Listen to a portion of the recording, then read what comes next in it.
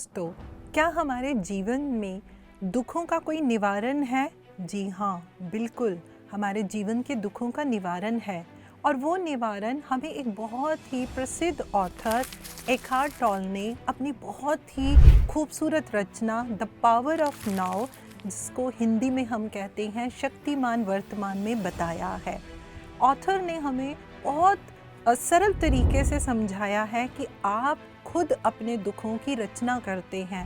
अरे, हम सब सोचेंगे हम कैसे अपने दुखों की रचना करते हैं? हम दुखों की रचना करते हैं अपने विचारों से, अपने मन से। और पता है इसके लिए जिम्मेवार कौन है? हमारा मन, जो हमारे ऊपर हावी हो जाता है और हम ये सोचने लग जाते हैं कि मैं मन ही हूँ। जबकि मन क्या है? मन एक इंस्ट्रूमेंट है। मन को हमें इस्तेमाल करना चाहिए, लेकिन होने क्या लगता है, आपका मन ही आपके ऊपर हावी हो जाता है। क्या आप अपने मन को 24/7 फ्लाइट मोड पे रख सकते हैं? बिल्कुल नहीं।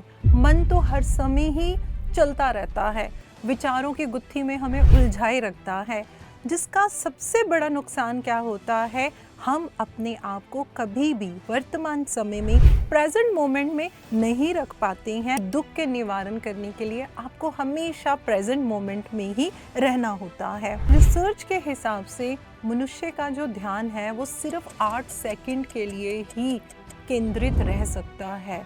रिसर्च ने ये भी बताया है कि जितने भी आविष्कार आज तक हुए हैं वो उसी अवस्था में हुए हैं जब जितने भी साइंटिस्ट हैं वो विचारों से एकदम परे थे, यानी कि वो बहुत ही एक अच्छे लेवल ऑफ कंसंट्रेशन पे थे।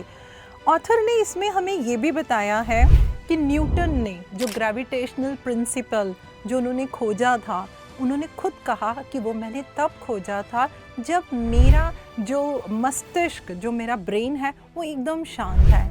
आइंस्टाइन ने भी ये बात बहुत खुल के बताई है कि मुझे सबसे ज़्यादा विचार तभी आते थे जब मेरा मस्तिष्क शांत होता था। हम ये जानने की कोशिश करेंगे कि हम अपने मस्तिष्क को शांत रख कैसे सकते हैं। तो इसके लिए हमारे को ऑथर ने बहुत ही खूबसूरत 2 उपाय बताए हैं।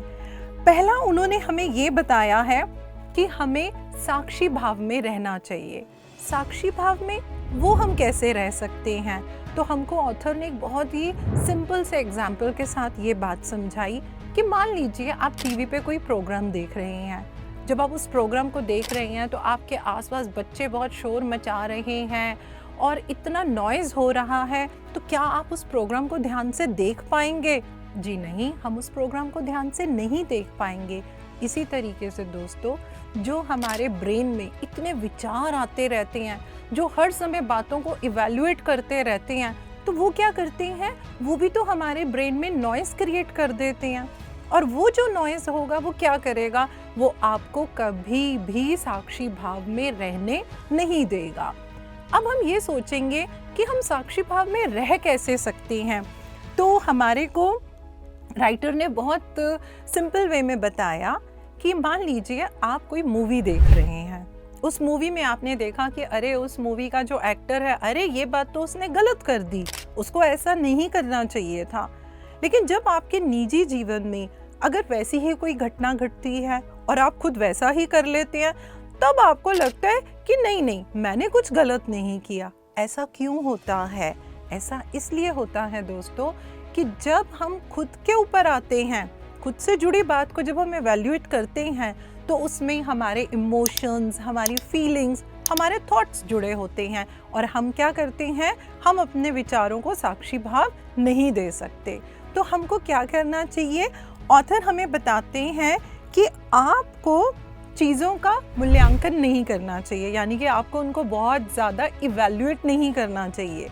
जिस तरीके से आप उस मूवी में हीरो को देख रहे थे और आप उसके ऊपर अपना जजमेंट दे रहे थे, आप उससे इमोशनल वे में जुड़े नहीं थे, वैसे ही दोस्तों हमारे को करना चाहिए। ये हमें शुरू में कुछ लगेगा, अरे ये करना बड़ा मुश्किल है, लेकिन जैसे जैसे हम इसको करते रहते हैं तो हम अपने ब्रेन के ऊपर बहुत खूबसूरत तरीके से नियंत्रण कर सकते हैं। दूसरा जो पॉइंट हमारे को लेखक ने बताया है वो ये बताया है कि हम क्या करते हैं, हम या तो भूतकाल की या भविष्यकाल की हमेशा चिंता में रहते हैं। अरे मैंने पास्ट में ऐसा क्यों कर दिया, अरे अब आने वाले समय में क्या होगा। तो इसका नतीजा क्या होता है दोस्तों, हम प्रेजेंट मोमेंट पे नहीं रह सकते।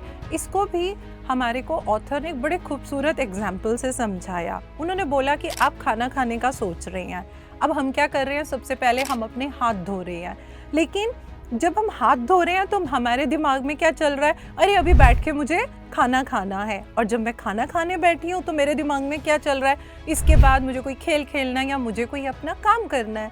तो हमने क्या किया, हमने अपने वर्तमान समय के ऊपर बिल्कुल भी ध्यान नहीं दिया। हम तो यही सोचते रहे आने वाले समय में क्या करेंगे और हमने पास्ट में क्या किया था। तो आगे इसके बारे में ऑथर ने हमें बड़ी खूबसूरती से एक चीज़ समझाई है। उन्होंने हमें बोला है कि हमें प्रेजेंट मोमेंट में रहना चाहिए, हमें वर्तमान क्षण में रहना चाहिए। अब उसके लिए हम क्या करें, तो ऑथर ने हमारे को बताया है कि हमारे पास दो तरह के समय होते हैं। एक तो होता है घड़ी का समय और एक होता है हमारा मानसिक समय। घड़ी का समय क्या होता है, जो हम अपनी घड़ी से समय को देखते हैं, इतने बज गए, अब मुझे ये करना है, इतने टाइम में मेरे को इस काम को करना है, या जो भी हमारा डेली रूटीन होता है हम अपने काम को करते हैं।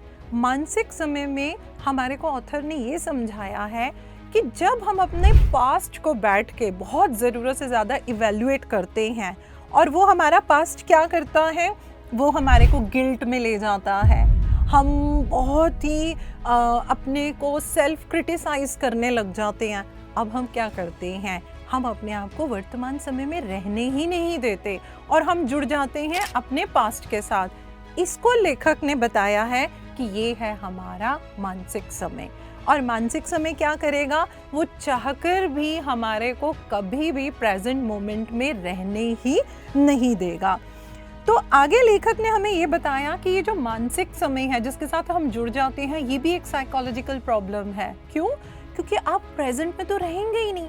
You will keep on creeping your past. आप उसी को रोते रहेंगे, अरे मैंने ये क्यों कर दिया, मैंने ऐसे क्यों बोल दिया, मेरे साथ ये क्यों हुआ, वो क्यों हुआ।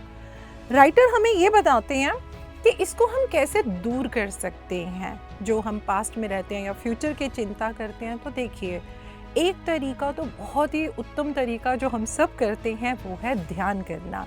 तो राइटर ने बताया कि जैसे जैसे आप अपने अंदर ये प्रैक्टिस डालते हैं and you become aware as to your in breath and out breath, आती हुई श्वास और जाती हुई श्वास, जब आप उसके ऊपर ध्यान देते हैं तो वो बता रहे हैं कि क्या होगा, आप वर्तमान समय में रहने लग जाते हैं। धीरे धीरे क्या होने लगेगा, आप हर बात में अवेयरनेस में रहेंगे। तो अवेयरनेस में रहे तो मतलब कि प्रेजेंट मोमेंट में रहेंगे।